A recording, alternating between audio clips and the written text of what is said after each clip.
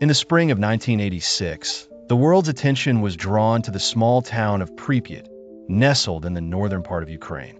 Here, the Chernobyl Nuclear Power Plant, touted as a pinnacle of Soviet scientific achievement, lay. Its imposing structure was both a symbol of industrial prowess and an emblem of modernity. April 26, 1986 marked the day of an unprecedented event that would forever alter the course of nuclear energy and global perceptions toward it. The early hours were shrouded in an eerie calm as engineers began a fateful test in the reactor 4 of the power plant. Little did they know that this experiment would spiral into the world's worst nuclear disaster.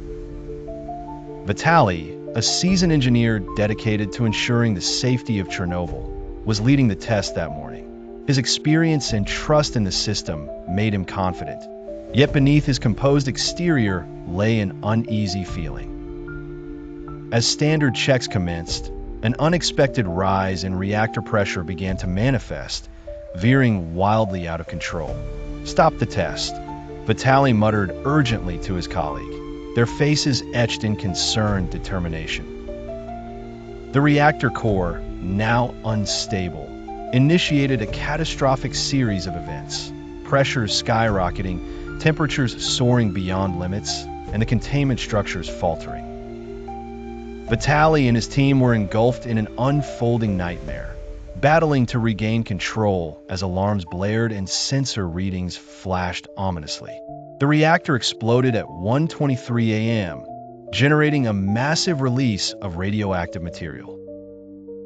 The reverberations of the blast felt like a piercing betrayal of what was supposed to be a perfectly engineered system. In Pripyat, families awakened to a strangely luminous sky, pockets of radioactive smoke wafting across their town. Anatoly, a firefighter from Pripyat, received the urgent call to head toward Chernobyl. Unaware of the nature of the disaster, he braced himself for terrible flames. Upon arrival at the plant, Anatoly and his crew faced an unimaginable sight. Rather than flames, it was an invisible nemesis in the form of radiation they fought. "Lie down," shouted Anatoly to his comrades, shielding them from exposure as particles of radioactive ash fell like ominous rain. Hours passed in exhausting vigor, each second bringing more exposure. Meanwhile, Ludmila awoke to the unknown terror spreading across her home. Her innate sense told her something was amiss. A distant rumble resonated through her walls, and the sight of ash rolling through the streets confirmed her suspicions. As the government hesitated to announce the truth, uncertainty began to spread internationally.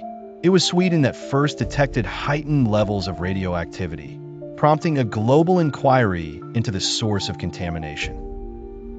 Within days, evacuation orders were reluctantly issued, and the locals of Pripyat were urged onto buses, leaving behind their homes and lives without understanding the dangers they faced. Internationally, the Chernobyl disaster sparked debates, leading to reforms and the implementation of more stringent safety protocols within nuclear energy.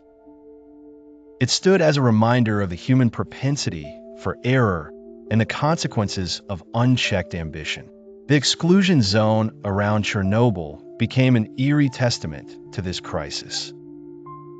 Nature began reclaiming the land, wild flora and fauna burgeoning amidst empty buildings, a strange harmony amid devastation.